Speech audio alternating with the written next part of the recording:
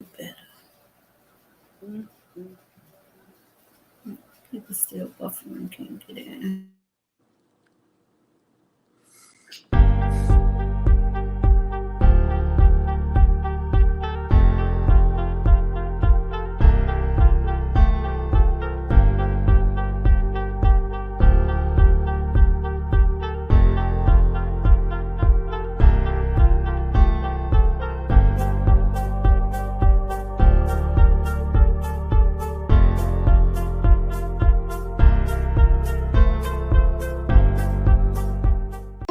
I ran up a check, I might do it again.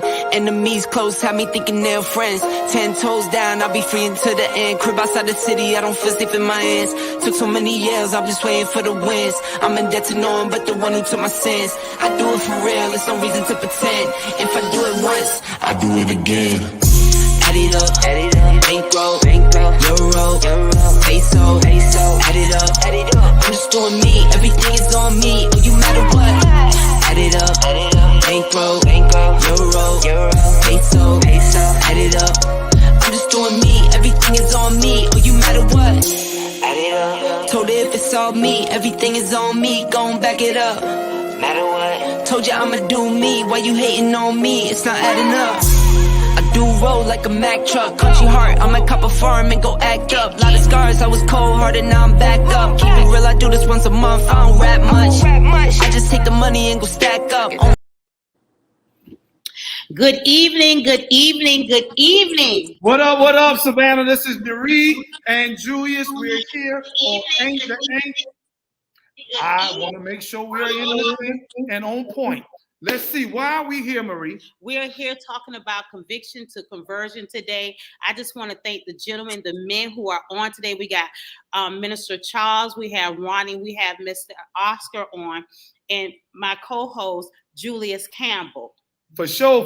Why do we do what we do? Well, first of all, if you look behind us, you will see that we are, who are we? We are Ain't to Ain't, and we are also OAA. We are here to encourage, empower, and educate. Listen, I like to catch her off the cuff because she got to be ready every time we out there in them streets. Yes. But what do? We are specifically doing three things. And what are those three things? We empower, encourage, and we educate. Empower, encourage, and educate. Why? Well, first of all, our stories matter. What do we mean when we say that our stories matter? Your story may be the impetus to help me to be able to be encouraged to get to that next level where I'm trying to be. You like the word impetus? Yeah. Thank you.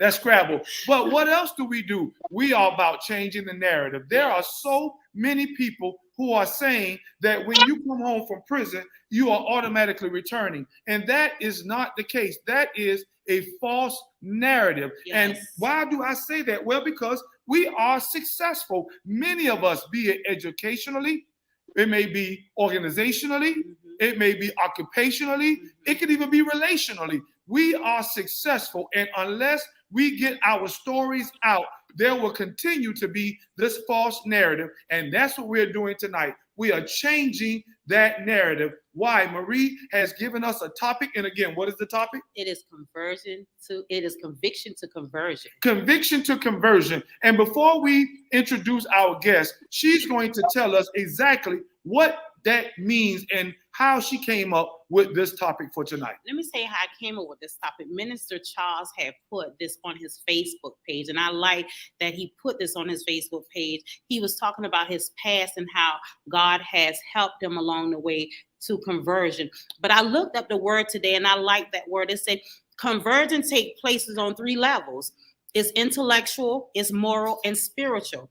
And all three types of conversion, it complements each other, which still means change. Intellectual, spiritual, and moral. Now, our guests are going to tell us their story from conviction to conversion. And I don't know, they may have all three of those areas, or they may just simply pick one of those areas. But as we get ready to let them share, we want you, our guests, to be confident and encourage others. Tell them your story, because again, your story matters. Yes, it does. It does matter. And I want to first I want to start off by thanking Mr. Julius Hall for giving us this safe platform to come on and tell our stories. And thank Mr. AB for coming up. He's the brainchild with Ain't to Ain't. Thank you, AB. So right now, and I love this guy right here, Mr. Campbell. Such a brilliant mind. But anyway, I just want to come on and I want to ask one question first, if that's all right, Julie. It's your show. Tell us who you're talking to. I want to talk to Minister Charles first. Okay, Minister Charles, I want to know, can you give me your name for the people to know? Because it's also, thank you for the men who are listening just up to our podcast. So I want to ask this question of you. Can you tell us your name and your affiliation with Incarceration? My name is Minister Charles Stamper. Back in 1999, I had got incarcerated for selling drugs. I used to sell drugs. Yes. And back then, you know, being young, trying to live, and that's my affiliation with Incarceration. Okay. Okay, Mr. Ronnie, can you tell me your name and your affiliation to Incarceration, sir?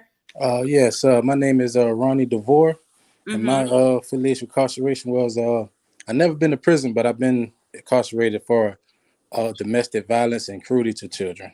Okay. Let me tell you something, you guys. You all don't. I mean, thank you for telling me your charges, but you all do not have to do that. Okay, it's just that this show is a platform to share your testimony for someone else. Okay, so Mr. Oscar Brown. Can you please tell me your name and your affiliation to Incarceration, sir? Yes, my name is Oscar Brown, and I have to tell you my charge.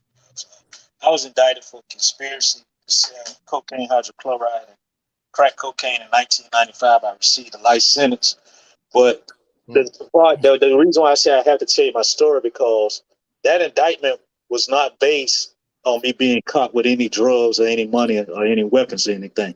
So that's one thing I want the people to understand, that I went to jail for nothing more than what somebody said I did, not actually what I was caught with doing. Wow. And Oscar, can you just tell the people how long you did? I did 25 and a half years for that. But, you know, like, this one thing I want the people to understand also. There's other brothers and sisters inside the system right now. Because I know a brother right now that went in the system at 18 in 1991. His name is Robert Moss. Wow. And he was charged the same way. And as of today, he has done 31 years for the same thing. And he was actually a juvenile. And the guys that was older than him, they're out of prison. And he's still in prison. So, if I may, go ahead. You know, and I love one thing about that Oscar does.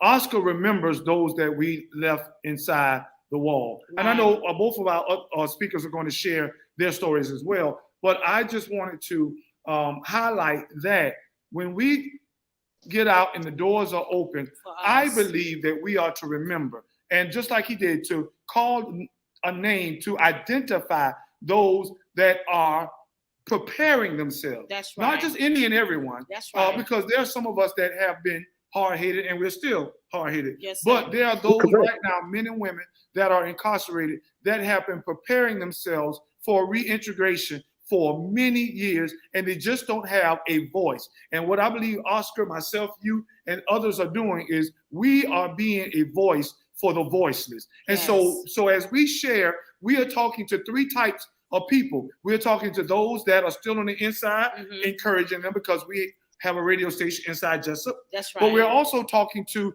those returning citizens who have come home and they just need encouraging. Yes. And then lastly, we are talking to the community so that they themselves will be educated on what's going on in our prison system for today. So with that being said, who do you want to speak and share now?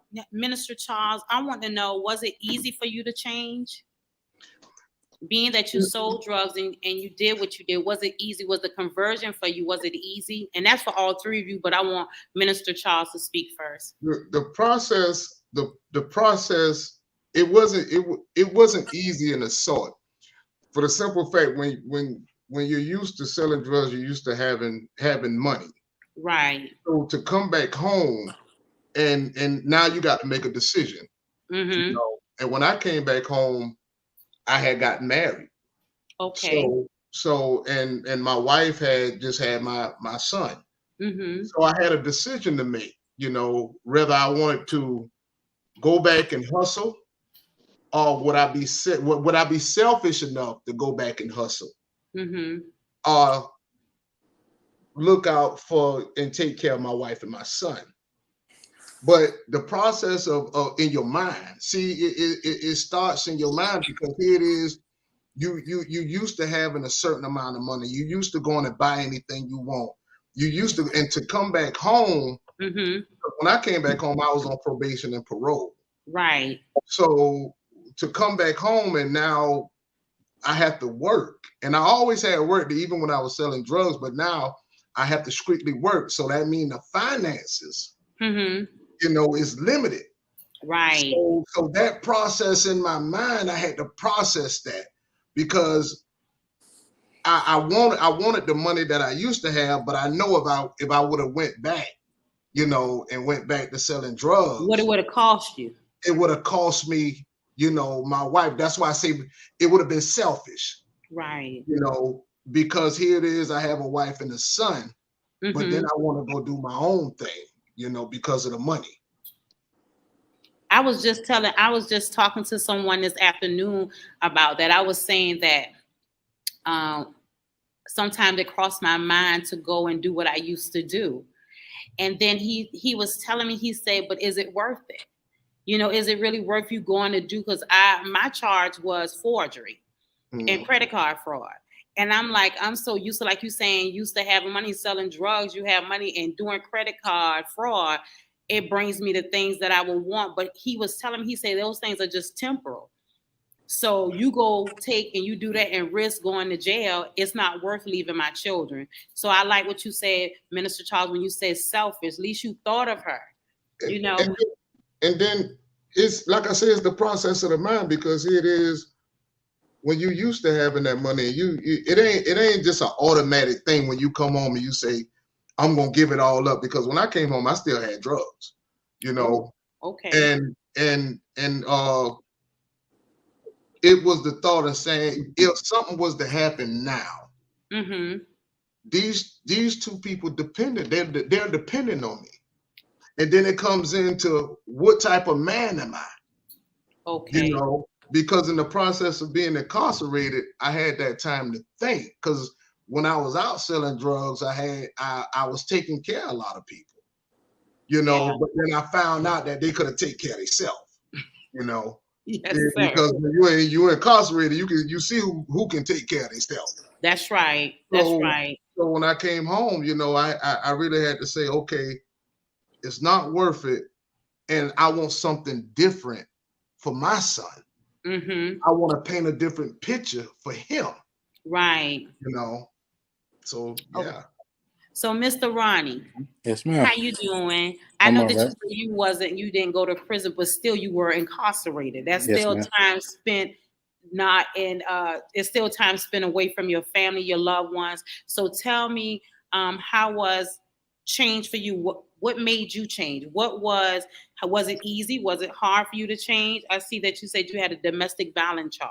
Yes, ma'am. It was easy for me because I love my kids. Like I'm a big fan of being a good father. Like I'm there for my kids, and me not being there for my kids over a charge like the domestic violence. Like it wasn't no physical altercation. It was, they told me I was getting charged with that because I was bigger than her and I was could be the aggressor. Yes, ma'am. So I spend time away from my kids for, not saying this that I didn't do anything, but saying that I'm not the type of person to you know go. That was my first time ever going.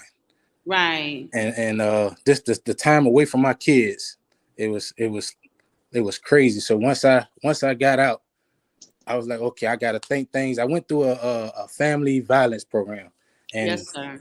It helped me a lot because it helped me with thinking before you go to arguing, or thinking before, okay, is this even, like you say, even if it's even worth it? Right. Going away from your kids for this certain amount of time. Like I got 5 boys. It's it's if anything, these boys need their daddies in their life. They need to, and guess what? Not just that, you are their first role model. Yes, ma'am. Yes, ma'am. You And they look up to me. Model. Yes. Mm-hmm. So how long did you do, Ronnie? I did. It was only like 26 days because I ended up getting a lawyer, and to get me a bond.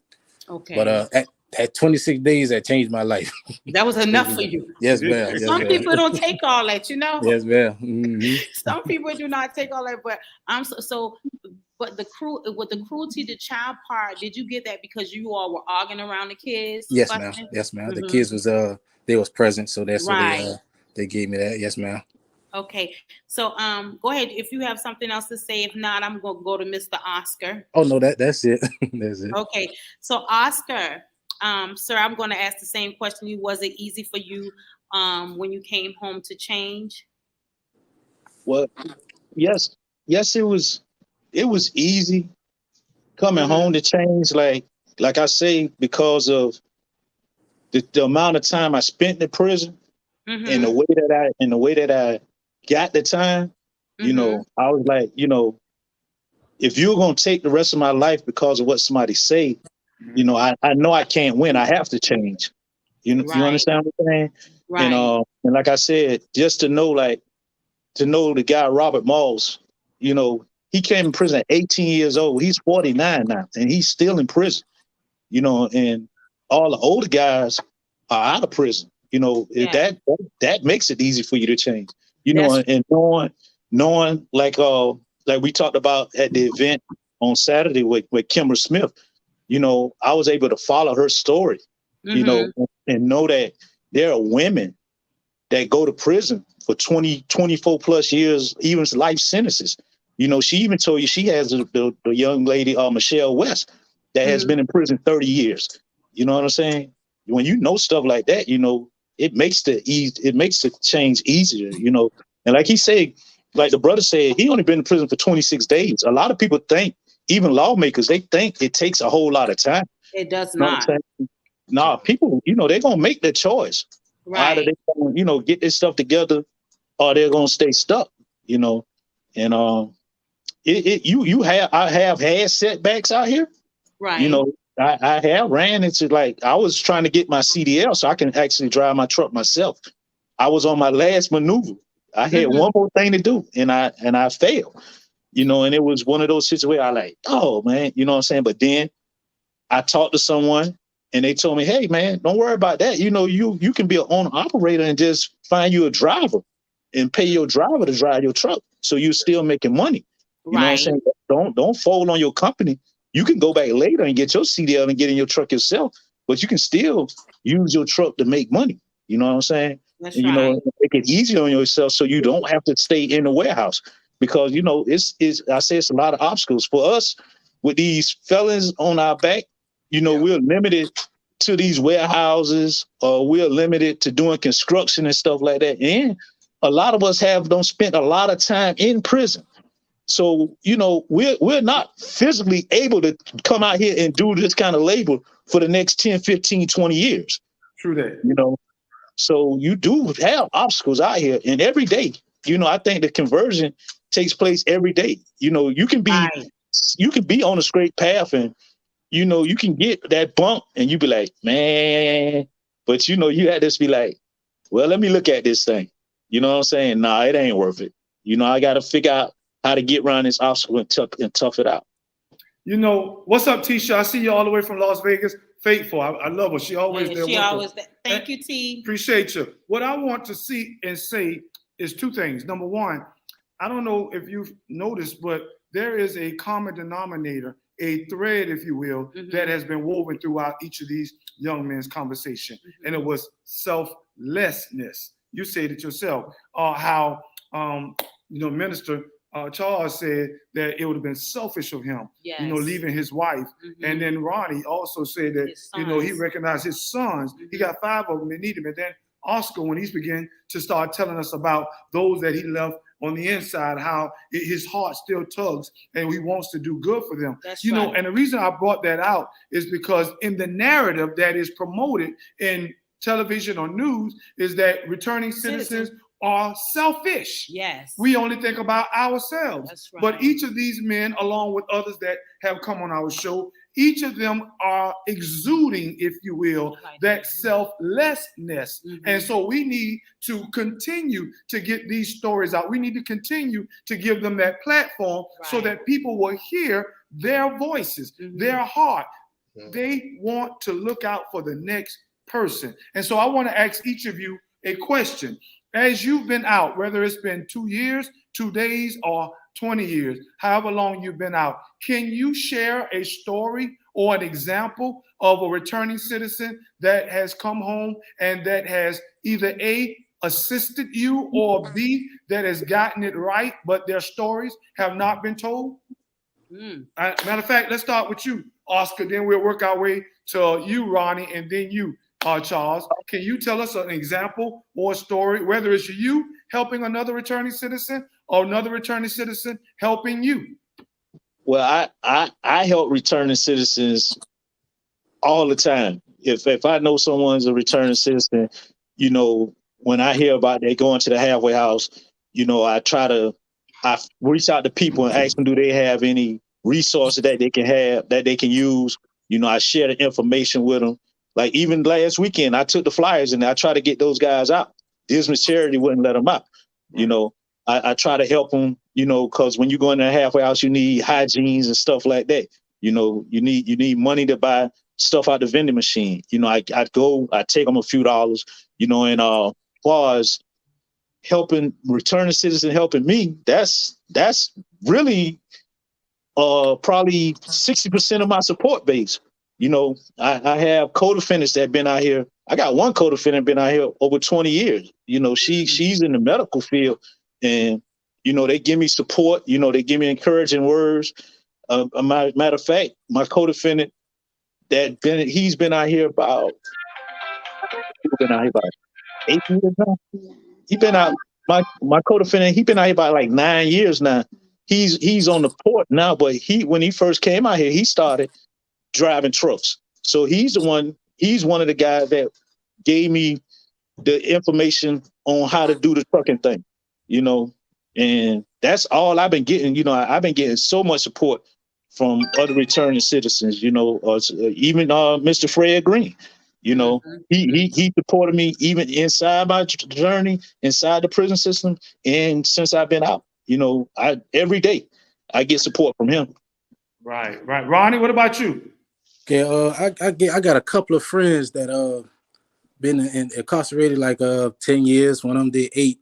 And one thing like I dislike what a lot of people say is once they get out of jail, it's hard for them to get a job.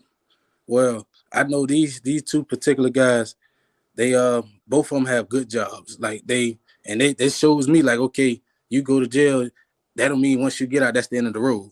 Right. You can still, you know. And even one work at Gulfstream, got a top job at Gulfstream, one to work at International Papers. It's those 2 good career jobs. And one did 10 years and one did 8 years. It's the fact of once you get out, you got to get on your grind to get where to make yourself better. Nobody can make you better unless you want to make yourself better. Right. Yeah. Mr. Charles? Yeah, I is for me, like when I was working to the job that I was to that I had recently left, I was in position to be able to hire people. So a lot of guys that I know that used to come home or was convicted felons and they had driver license or whatever, I would hire them. And even now, by me being an entrepreneur and everything and building 2 companies, I just had a guy came home Saturday, and he came home and he didn't have anything. So I took him to go get his ID and everything because now it's we pouring into other people, right, to help structure them. So I try to go out my way because I've been there to come home and to be at rock bottom, you know, and by us being either felons or anything is a lot of people don't know how the stress, you know, that's on a man or a woman that's coming home and they don't have anything. So yeah, I try to either help find a job or if I can help get their ID and just give them some spiritual support. Right. Because the mind frame and coming back into society, and if you're going for a while, society not change. Yes. You know, every from if you've gone 7 years, I'm telling you, things totally change. The whole Right. system not change. You know, and to help guide them through the changes. See, we want to tell people that, all right, you come home and we throw you this big party. You know, everybody want to throw a party when guys or women come home, but don't throw them a party. Help them see if they situated. That's right. Because the process that they about to go through that can be so stressful and can send them back. So Right. yeah, I try to do everything I can, from either hiring them on a job or helping them find a job, and so they can keep their head up. And that's what Kimber said when we saw her on Saturday. She was saying entrepreneurship, you know, to have, and a lot of people want to, when these guys and women, we come home from prison, then, you know, I'm not saying that McDonald's is a bad job. I'm not saying that. But Kimber was saying like getting a career job, you know, setting us up for a career. I agree. And you know what? I want you to tell our audience, you know, I want you to start first, Ronnie. So many of us lose sight of what our goal is. I don't know how long, you know, each of you men have been out, but there is so much that's going on in our life that can cause us to lose sight. I know one thing that tethers Oscar to his goal is remembering our brothers and sisters. So what are you doing, Ronnie, that will help you to stay focused on that goal from conviction to conversion? Also you, Minister Charles, and then Oscar, you know, again, you share. But tell us, because somebody may have lost sight of that goal because they've been struggling trying to get a job, struggling trying to get a house. So what are you holding on to that helps you, Ronnie, to remain focused so you don't forget where you came from? One of my main focuses is my wife. Like she was my backbone through the whole situation. Like she was there the whole time, and she was telling me like, okay, you gonna, cause before I went, I was like going through a program called the Harambe House. I know that. To get different certificates. And when I got out, she like, okay, you're gonna continue to finish this. We gonna get back to where we started at. And it was just like a motivation, like of her. Okay, the fact of I could go somewhere to take care of my family and know that I don't have to go back to jail to do this or do anything else to go back to jail. I could be going down the right path to take care of my family. So basically, my motivation was above my family, my wife and kids, to stay out of there. That's good. Mr. Charles? I would say, like Brother Ronnie, you know, my family, my wife and my 2 children, because I truly think any man that has a family, their main goal is for their family to be better, you know, to be stronger. And if you if you're a true man, your drive is to do the best for your family. You know, so my focus is because I know they depend on me, you know, and that's our role as men. We know our family depend on us, you know, and that keeps you focused. That keeps you driving and pushing harder, you know, because like Marie said, we are the first examples that your son see. I'm the first man my daughter comes in contact with. That's right. You know, so for me, it's my family to push harder, not just my family in my household, but my nephews, my cousins, because is a role that each of us play. you know, and because I think sometimes when I was out there and you know, we said, well, ain't nobody never showed me no example, but we had examples, we just didn't pay attention to them. Right. You know, so it's for me to keep the ones in my family focused and the ones that's out there that when I used to be in the street and I see them and they see the things that I'm doing and to show them that I call it upgrading your hustle. You can upgrade yourself. You know, you where you've been at was just the base. Mm-hmm. You take that and you upgrade that, and it makes you focus a little more. Okay. What about you, Oscar? Well, for me, first and foremost, it's the Most High. You know, because when I was going through that struggle, I knew that's who kept me, and I knew that's who brought me out that struggle. Right. And then, you know, I lost my grandmother in there. My grandmother was like my mother. So my mother is still alive. And I said, once I get out here, I want to spend every day I possibly can with her. You know what I'm saying? And, you know, obviously, you know, I got love for my brothers and sisters that's left behind in the system. Right. But another thing that's real important to me is my people. I love my people. And I know that when we get incarcerated, it doesn't just tear up our family. It tears up our people. It tears up our communities. You know, and when I was growing up in the 70s, the whole neighborhood was your family. That's right. You know, and that's what's in me. You know what I'm saying? I don't have to be kin to you or know you or whatever. You know what I'm saying? Once I see you, you're a brother, you're a sister.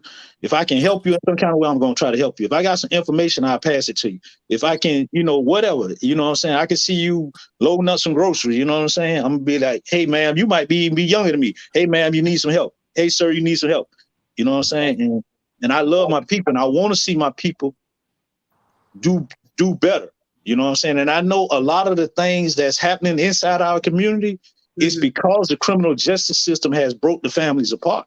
That's right. You know, the women have been taken, the men have been taken. I was in a prison in Florida, Coleman, Florida, where you had the great granddaddy, the grandson, the uncle, the brother, the nephew, all of them. They out of St. Pete, Florida, the Lees. If anybody ever been in federal prison, I know some of the guys in Jessup may know them. Wonder Man, Pete, and all of them. You had all of those generation of men. Wow. So you know what our community gonna do? You know what I'm saying? That's why we have a lot of things going on in our community. We got kids out here trying to raise kids. You know, it's so that's one of the things that keep me, the love for my people, and you know, like I say, before anything else, the Most High, you know. So let's turn the corner as we get ready to wind down. And Marie, I know she has another question or so. I want to ask you, there is a platform for you right now. This is your moment to encourage. This is your moment to educate. This is your moment to empower. Yes. Whatever audience you see fit, whether it's those that are still on the inside, whether it's those that have just gotten out and that are trying to make it, whether it's the community, the society, the neighborhood who don't understand criminal injustice reform, who don't understand prison reform. This is your opportunity to encourage, educate, and empower. You choose which one you want to do. So we're going to start with you first, Mr. Charles. I would say the encouragement is to don't give up. Don't give up. Even when the pressure is on, don't give up. It might seem dark. It might seem rough, but don't give up. Because like the brother said, when you anchor yourself in Christ, that storm you in, he in there with you. You know, and know this, that storm you in is only making you stronger. Because when you come out of that storm, you're going to be better. You're going to be stronger. You're going to be able to push more. You understand? And so far as community, we got to do one thing. Have one mind for one struggle. See, we got to understand that we still in the fight. Yes. We still in the fight, you know, to push on, to get where we need to be. See, they used to have this thing say we crabs in the bucket. We ain't crabs in the bucket for the simple fact that we got to understand that the people that died before us, that bled before us, they bled for a reason. Right. See, brothers like Brother Oscar and myself, see, now we're becoming the elders. We got to pull back into the young ones. Because the rap music pouring into them. I never seen a generation that's 15 to 16 years old saying they got ops. Fathers got to come back home. We need our fathers back home because that's the power and the strength. So I would say to fight this fight, we got to have that one mind of unity. And don't listen to the outside noise, you know, for our own community. And then so far as business-wise, if you got a dream, turn your dream into a vision. And when you turn it into a vision, make it your reality.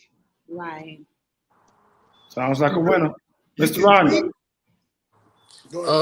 Only thing like encouraging wise is just want to say like we gotta get God in our life. There's a lot of people that just walk around freely like they don't don't care, you know. But you gotta have Christ in your life. You gotta walk right in God's eyesight, you know.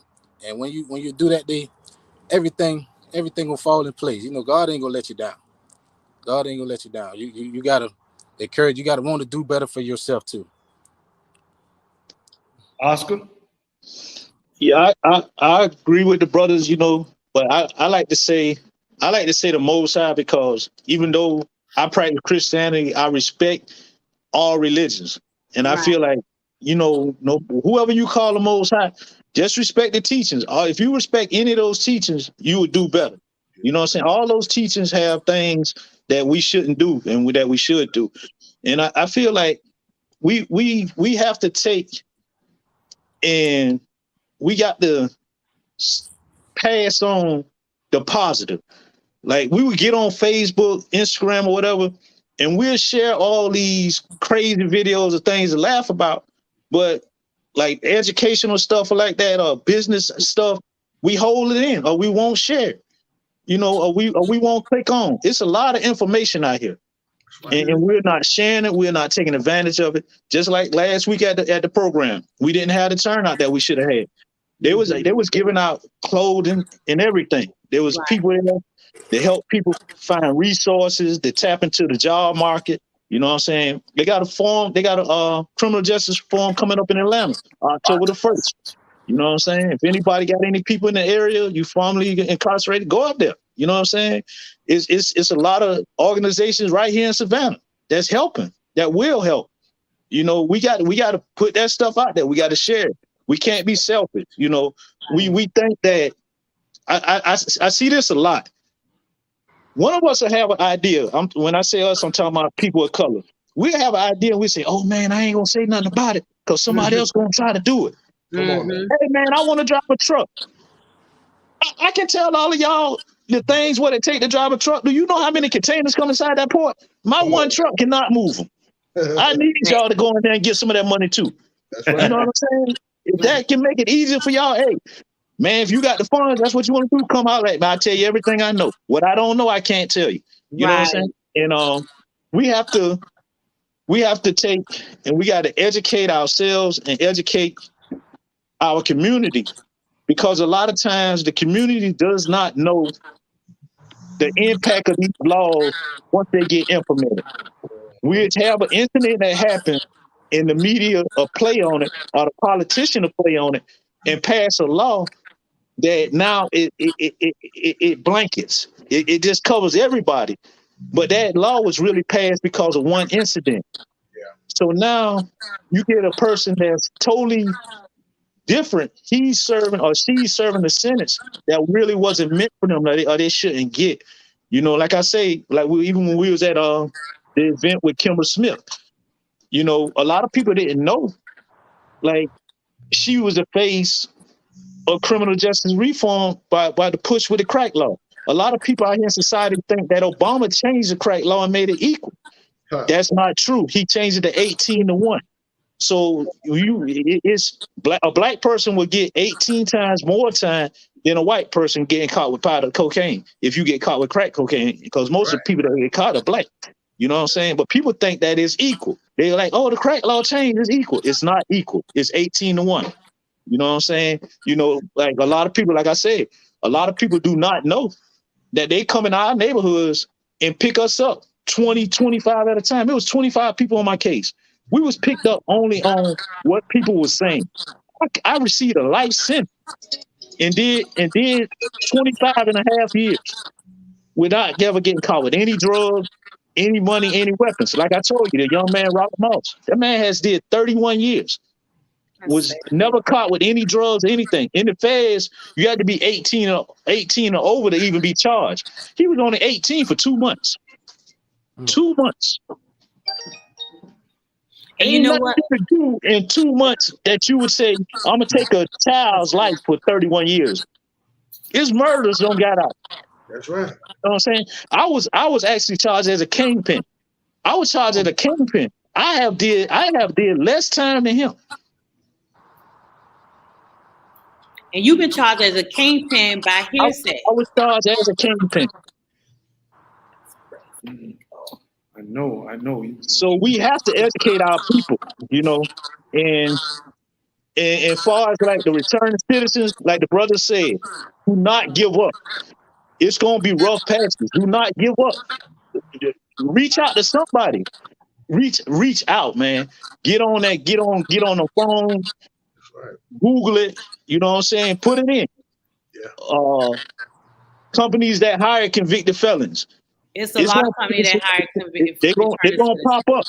And you just got to be patient. The same, I tell brothers all the time, if you ever been in the street selling drugs or even robbing, you have to be patient. Because if you're a robber, you have to sit back and you have to watch. To be a good robber, you got to sit back and watch. So you got to be patient. That's right. To sell drugs, you have to be patient. The same thing in the legal world. You just be patient. Sometimes you have to just take what's available until it gets better. You don't have to take it and become complacent with it. Just take it to do what you need to do for now. But look to be doing more, and just use it, and just give yourself a chance, because it's easy to count yourself out, and they will hold you. They will let you die in prison. They don't care, but you have to care. Like the brother say, don't give up on yourself. I don't care how many other people give up on you. Do not give up on yourself. That's right. So Oscar and Minister Charles and Ronnie, this is what I want to say. I thank you all for coming on the show. You were such motivational speakers tonight. And I know that you encourage a lot of men and women. But this is what I want to say. Remember, it still takes a village for our young people.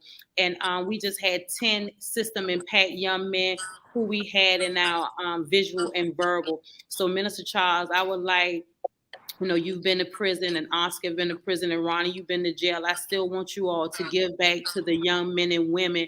When you see them, talk to them. Oscar, you said about in your community, talk to them and let them know the road you've been down, to let them know that they don't have to go that way. I like to say, people like to say self-experience is best experience. That's not true, because you can look at my life and learn from it. And so I just want you all, I just really, really appreciate you all for coming on tonight and sharing your stories. Thank you so, so very much. And that's all I have to say. What up, Jerry? What up, Tony Roper? I see you also watching with us. Men, I really appreciate your candid conversation, your transparency, but even the more so, your commitment to encouraging, empowering, and also educating other people. Like Marie said, we at OAA, Offender Alumni Association, Savannah, what we do is provide a safe space for returning citizens.